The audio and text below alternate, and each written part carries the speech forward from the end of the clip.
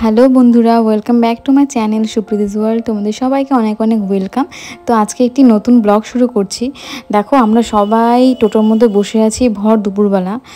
কারণটা আশা করি তোমরা দেখে বুঝেই গেছো, আমরা সবাই মিলে যাচ্ছি পিকনিক করতে। তোমরা ভাবছো এই ভর দুপুরবেলা পিকনিক কে খায়? আমাদের মতন যারা তার ছেড়া পাবলিক রয়েছে, মানে আধা পাগল, তারাই কিন্তু এরকম টাক ফাটা গরমে পিকনিক খাওয়ার কথা ভাবতে পারে। তো ব্যাপারটা কি হয়েছে তোমাদের খুলে বলি। বরের এক বন্ধু আছে, তার জন্মদিন ছিল। তো বন্ধুদের মধ্যে কি হয়, জন্মদিন হলে পরে খাওয়া দাওয়া হয়, মজা হয়। তো এবার বন্ধুরা মিলে ঠিক করেছে যে শুধু নিজেরা খাবো না, বৌদেরকে নিয়ে, বাচ্চাদেরকে নিয়ে সবাই মিলে একসাথে খাওয়া দাওয়া করব। তো রাতের বেলা সেটা পসিবল না। আর দিনটা ছিল রবিবার, ছুটির দিন, সবারই ছুটি মোটামুটি। তো সবাই মিলে ঠিক করে যে দুপুরবেলা রাধিকাপুরে গিয়ে পিকনিক হবে। তো এই গরমের মধ্যে পিকনিক মানে কতটা সাংঘাতিক ব্যাপার বুঝতেই পারছো। তো যেমনি বলা অমনি করা। তো চলে এলাম, তবে কিন্তু মিঠিকে সাথে আনিনি এই গরমের কথা মাথায় রেখে, কারণ জানি যে মানে সেখানে কীরকম গরম থাকবে। আর ও তো ছোটো আছে এখনও, তো এই টাইমে অবশ্য ঘুমায়, স্নান ধান করে এই টাইমে ঘুমায়। তো এখানে এলে পরে ওকে মুশকিল হয়ে যাবে রাখা, সেজন্য মাও বললো যে ওকে নিয়ে যেতে হবে না। আর আমরা মিঠির জন্য মানে তাড়াতাড়ি চলেও যাবো, এটা প্ল্যান করেই কিন্তু আসা। তো এই যে দেখো, দূরের একটা বটগাছ আছে, ওই বটগাছের নিচেই আমরা খেয়েছিলাম পিকনিকটা। আর পাশেই কিন্তু আবার শ্মশানও রয়েছে। জায়গাটা খুব সুন্দর ছিল। আমি ফার্স্ট টাইম রাধিকাপুর এরকম পিকনিক মানে খাচ্ছি। সবাই তো যায় খেতে, তবে আমার কোনোদিনও যাওয়া হয়নি, বরের পাল্লায় পরেই আসা। তো কিন্তু দিনটা কিন্তু খুব ভালো কেটেছে যাই বলি। সবাই ভাবছে তোমরা যে রোদের মধ্যে কেমন করে আবার সবাই পিকনিক খাচ্ছে, কিন্তু বিশ্বাস করো সেদিনের দিনটা একদম মনে রাখার মতন। খুব মজা হয়েছিল সবাই একসাথে এই গাছে নিচে। আর একটা কথা বলি, একটা মজার ঘটনাও বলি। আমি তো এখানে গিয়ে যাওয়ার সাথে সাথে একটা আছাড় খেয়েছি। মানে জায়গাটা ছিল ঢালু, আর সেখানে পলিথিন পাতা ছিল, তার উপরে ছিল একটা বিছানা চাদর পাতা। আমি তো বুঝতে পারিনি, আমি পা রাখতে ফসকে একদম নিচে পড়ে গিয়ে প্রথমে তো মানে গিয়ে একটা চোট পেয়ে গেলাম, কোমরে হাতে ব্যথা লাগলো। আর কি, চুপচাপ বসে রাখলাম, আর সবাই হাসাহাসি করলো। আমার তো ব্যথার থেকে বেশি লজ্জাই লাগলো। যাই হোক, তো গিয়ে নিয়েই কিন্তু পেঁয়াজ রসুন ছুলতে বসে গেলাম। তো বাজার কিন্তু প্রচুর কিছু করা হয়েছিল। প্রথমে প্ল্যান হলো যে মসুরির ডাল হবে, ভাজা হবে, মাংস হবে, পাঁপড় ভাজা হবে, এত অনেক কিছু হবে। কিন্তু লাস্ট ফিনিশিং কী কী রান্না করতে পেরেছি সেটা কিন্তু তোমরা দেখতে থাকো সামনে কী কী হয়েছিল সেদিন। যাই হোক, তো সবাই মিলে রসুন পেঁয়াজ টেয়াজ ছোলা হলো। আর এই যে কেবল ইনারা এসে ঢুকলেন, ওরা তো সব বাইক নিয়ে এলো, আমরা তো টোটো করে এসেছিলাম, তো ওদের আসতে একটু দেরি হলো। আমাদের পেছনে ওরা এলো, আরও অনেক কিছু বাজার করে নিয়ে এলো।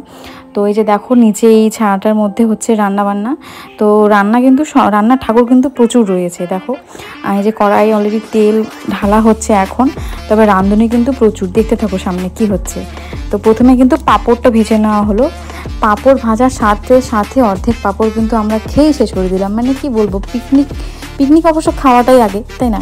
খাবো দাবো মজা করবো, তাই তো হলো, সেটাই তো হলো পিকনিক। তো ভাত খাওয়ার সময় পাঁপড় শর্ট পড়ে গেল, ব্যাপারটা হয়ে গেল এরকম। যাই হোক, তো এই যে এখন পাঁপড় ভাজা হচ্ছে।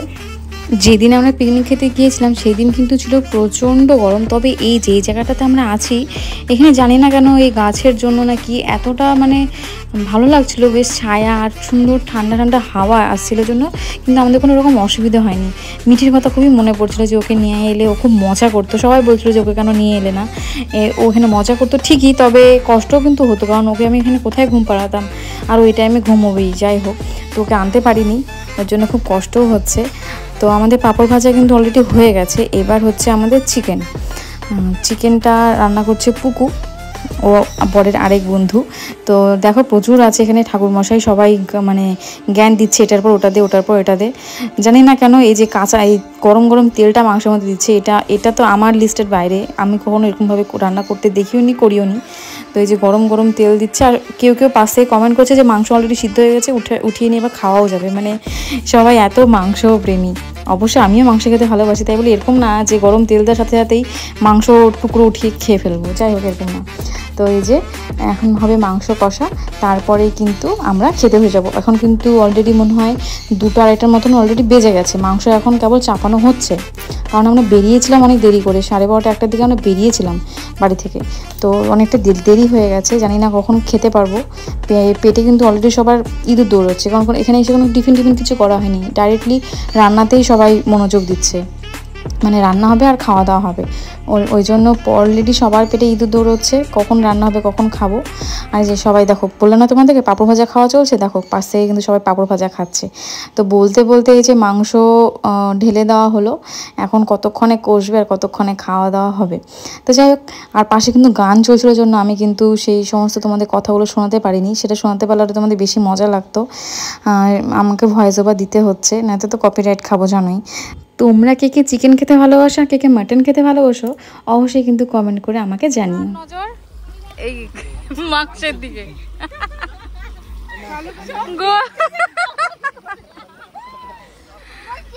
কতক্ষণে হবে?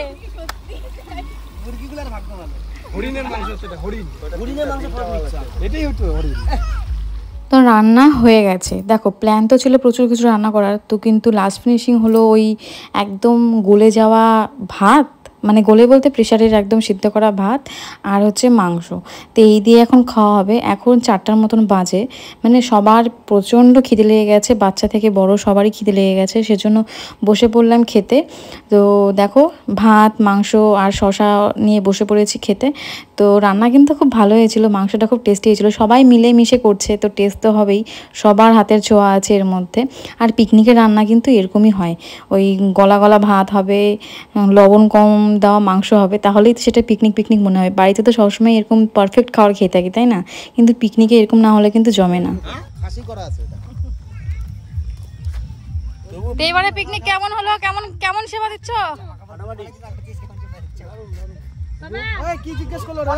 ও দুজনকে ভালো ভাষাভাষি ভালোই লাগছে, ভালোই বানাইছে কিন্তু ভাই বোনই লাগতেছে, ভাই বোনই লাগতেছে।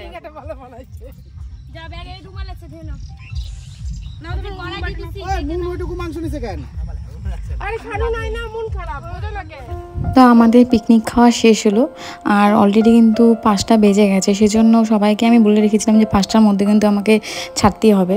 তো আমি আর মিঠির বাবা বেরিয়ে যাচ্ছি, আর ওখানে সবাই আছে, মানে বাসনপত্র ধুয়ে টুয়ে সবাই যাবে, তো ওটার জন্য আমি আর দাঁড়ালাম না, সবাই বললেও চলে যায়, কারণ মিঠি ছোটো সবার থেকে, এখানে মিঠি একমাত্র ছোট। তো আমি আর মিঠি বাবা বেরিয়ে পড়লাম, তবে কিন্তু খুবই মজা হলো।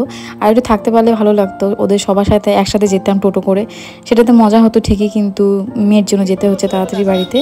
তো একটুখানি দাঁড়িয়ে পড়লাম, আর হঠাৎ করে এরাও সাথে অ্যাড হলো, এরাও নাকি চলে যাবে, মানে আরেক মিঠির পাপার বন্ধু। তো এখানে দাঁড়িয়ে একটু কোল্ড ড্রিঙ্কস খেলাম, মানে কিনলাম কোল্ড ড্রিঙ্কস খেলাম, সবাই মিলে এখানে একটু গল্প করলাম রাধিকাপুর এই ব্রিজটার উপরে। তারপরে আর কি সানসেট দেখতে দেখতে বাড়ি। তবে কিন্তু আজকের দিনটা বেশ ভালো করে কাটালাম, খুব মজা হলো, একটা অন্যরকম দিন। এরকম গরমে কখনোই পিকনিক খাইনি, ফার্স্ট টাইম অভিজ্ঞতা। তোমরা কে কে এরকম পাগলামো করেছো, বা এরকম গরমে এই দুপুরবেলা পিকনিক করেছো, অবশ্যই কিন্তু কমেন্ট করে জানিও। যারা প্রথমবার আমার ভিডিও দেখছো তারা অবশ্যই কিন্তু চ্যানেলটিকে সাবস্ক্রাইব করে রেখো। তো ভিডিওটা এখানে শেষ করছি, দেখা হচ্ছে নেক্সট ভিডিওতে। Okay bye, tata.